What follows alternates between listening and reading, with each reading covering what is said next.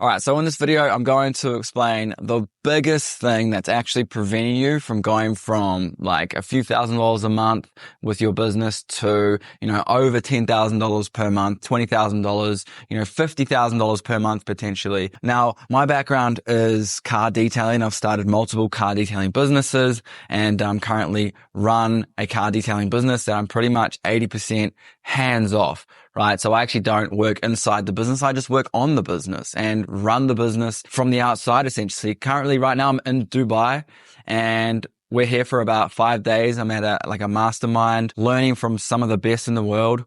And then we're traveling to Japan. And we're going to go skiing for about a few weeks. Well, the last part of the trip, we're going skiing. And I'm fortunate enough to be able to travel and do these things now because I've set myself up with my business and I made the right choices in the early stages, right? But it wasn't always like that, okay? Now, I want to just quickly explain a little bit about my journey and how I got to where I am right now. So when I was 18, I started a car wash business, right? The name's kind of interchanged, car detailing, car wash. It was a car wash because we were located at a town center and cars would drive in. We had lots of traffic. They'd get a quick wash and vacuum while they went shopping, while they went and got their groceries, and I would have it ready for them within the hour. So we were focusing on bulk and would just pump through as many cars as we possibly could per day, right? And I had a team of about 3-4 guys working at a time and we were gunning it, right? We were doing 10, 20, 30 cars a day on the weekends. And it was just consistent burnout for me, right? Because I was just working in the business, right? I was working like maybe 8 till 6, sometimes longer, and 7 days a week. We had to be open on Sundays because we had a contract with the town center. And it became a very almost like I was young. I didn't really understand business. I was kind of thrown in the deep end and I was just working too hard in the business and didn't really understand how to set up the right systems to be able to step away from the business. I decided to set up another location, right? So I set up a separate location in another suburb and that's when it started to all go downhill because I didn't have the right systems in place. The first location was doing well. When we at our peak, we were doing like $3K a week and earning some decent cash. This was over 10 years ago. So, this was over 10 years ago. It was like 2012, I think, when we were running that business. And I was 18. I'm now 31. So a long time ago. And, making $3,000 per week at that time was a lot of money, especially for like an 18, 19-year-old. It was just the wrong mindset to be able to run that business. And it started to go downhill, started drinking too much, partying too much. So I ended up selling that business at 21 and just went traveling around the world for a while. I thought that's what I wanted. Right. I tried a bunch of odd jobs. I was a skydiving instructor at one point. I starting to become a paramedic at one point. And I landed in Australia and it was around COVID-19. So it was about 2019. At this point, I was about 27 or so, 26 or so. And pretty much it occurred to me that I can't rely on other people to sort of make my money, right? I need to make money. I need to start making money. Okay. So I set up a mobile detailing business, grew that, and then moved back to New Zealand and set up another detailing business. Now we have a shop that's running over here in New Zealand. But the main reason I want to explain this is just to kind of give you a bit of a backstory on my story, on my journey. And I want to tell you about this mindset shift, right, that I had to make. And I'm still struggling with this mindset shift. But essentially what it is a shift from scarcity to abundance. Okay. Now I'm in Dubai right now and there's just wealth all around me. Like it is so obvious that there is a shit ton of money in this world.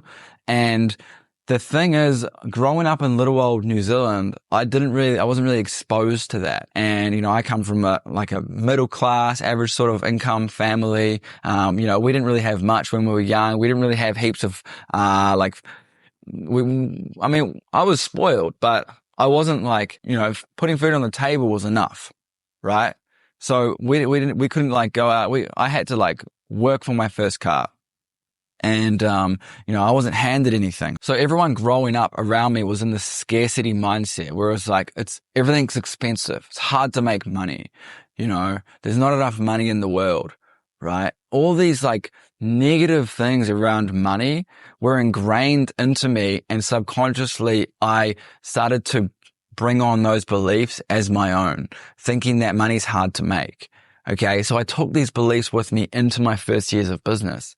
And that's when I noticed a real barrier, right, to get to the next level. And it wasn't until I really had this shift that I really started to believe that money is in abundance. Wealth is easy to make. Money is easy to make, right? That it started to become easy to make. As soon as I made the shift, money flows, right? Now, without getting all woo-woo and sort of all spiritual on it, I truly believe that whatever you think will happen, right? There's a quote from Henry Ford, and it's like, if you think you can or you think you can't, you're right. And it's just so true, right? And it comes and it works with the littlest things, right? If you think you can make money or you think you can't make money, those are both going to become true, right? The brain is such a powerful thing. And if you believe in the law of attraction, which I hope you do because it truly works, think of Conor McGregor, right? That guy was so convinced, so delusionally convinced at such a young age that he was going to become the best MMA fighter in the world, that it just came to fruition. It happened because of his delusional belief in becoming number one. Everything that he did was because of his belief, right? Which meant that he would put things into place simply because they were going to help him towards his ultimate goal. So subconsciously, he might avoid foods. He'd go to the gym for an extra hour. He would do things subconsciously without him physically even knowing that are pushing him towards that end goal that he's striving for, because he was so convinced, so delusional about that goal that it happened. And this is exactly the same when it comes to growing your business and your beliefs around money. Because your belief around money is one of the biggest things preventing you from getting to that next level. I'm in Dubai right now, and every second car is a Rolls Royce. There is an abundance of money on this planet, and it is easy to make, but you have to make that mindset shift. You have to start believing that, right? I want you to do an exercise. I want you to really become aware of the people you hang out with and start to notice the things that they say when it comes to money. What do they start talking about when it comes to money? Are they talking about how the recession is here, things are expensive, food's gone up, cost of living's gone up? Or are they talking about how to make more money, how easy it is to actually make and hold money, retain money, or how affordable things are? The thing is, I don't believe anything is expensive. I just believe you don't have enough money to be able to afford that. So I don't look at things as expensive anymore. I look at them and go, well, right now I can't afford it, but I'm going to make more money to be able to afford it. It's not expensive. I just can't afford it. Right? And if you can't afford it, there's a reason you don't make enough money. So how do you make more money? Right? You need to change your mindset from a scarcity mindset to an abundance mindset. It's very crucial, right? It's not as easy as just changing your mindset, right? Think about it like this. If you want to learn a language, you have to study the language, right? You have to practice speaking the language, but that's not enough. Because you might get good at saying a few phrases, you start, you can understand it, you start speaking a little bit of the language, but you're not going to become fluent because you're still living in your same environment. You're still living with the same friends, the same people, and yet you can understand a little bit of this other language. You start to speak it, but if you don't practice it, you don't keep practicing it, you're probably going to start to forget it, and over time you'll forget it, and you'll go back to your mother tongue. You have to immerse yourself in that language to truly become fluent. And the only way to do that is to go to that country and to put yourself in an environment where they only speak that language. And then you will truly become fluent in that language. Right? Now, obviously, there are outliers, people who can learn languages without even going anywhere and just studying, reading a few books, right? Rare exception. If you can do that, props to you. It's going to be easy for you to make a mindset shift from scarcity to abundance. But for you to make a true mindset shift around money and your psychology around money. You have to immerse yourself in an environment that allows you to foster that, right? So you need to really think about who you spend your time with, where you hang out. You know, are you surrounding yourself with people who have a poor mentality? Or are you surrounding yourself with people who are making a lot of money, running successful businesses? This is what it comes down to. At the end of the day, you are a product of your environment. And I guarantee if I lived in Dubai, I would become a millionaire in the next couple of years. I'm not quite there yet. Last year, we did about 250,000 with my business. 2025, I'm hoping to do $500,000, right? If I was living in Dubai, I guarantee I'd be at $1 million a lot faster than if I'm living in New Zealand, right?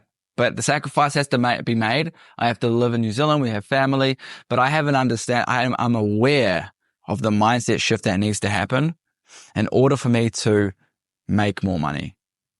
So I am actively searching for people, hanging out with people that have the same mindset as me, right? So I hope you guys enjoyed this video. I know it's a little deeper than usual. There's no strategy. There's no tactics. 80% of your success comes down to your psychology. 20% is tactical. Think about this. Think about a professional tennis player, Roger Federer, right? Roger Federer, he puts in hours and hours of training, right? Hours of training. He's practiced his skill. He's done the strategy. He's done the tactics. When it comes to game day, do you think he's worried about his forehand swing or his backhand swing? He's already got that sorted. What he's worried about is his psychology. What's his mental game like? That's the most important thing when it comes to game day, right? How do you get up? How do you be persistent? How do you actually have the grit to continue the training when it gets boring? That's where it comes down to your psychology, right? Super important stuff. I read a book by Angela Duckworth recently. It's called Grit.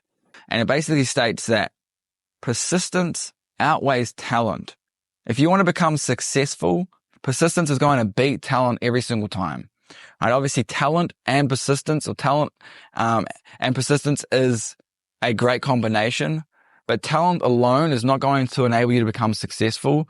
It is persistence, determination, and the grittiness to keep pushing forward, right?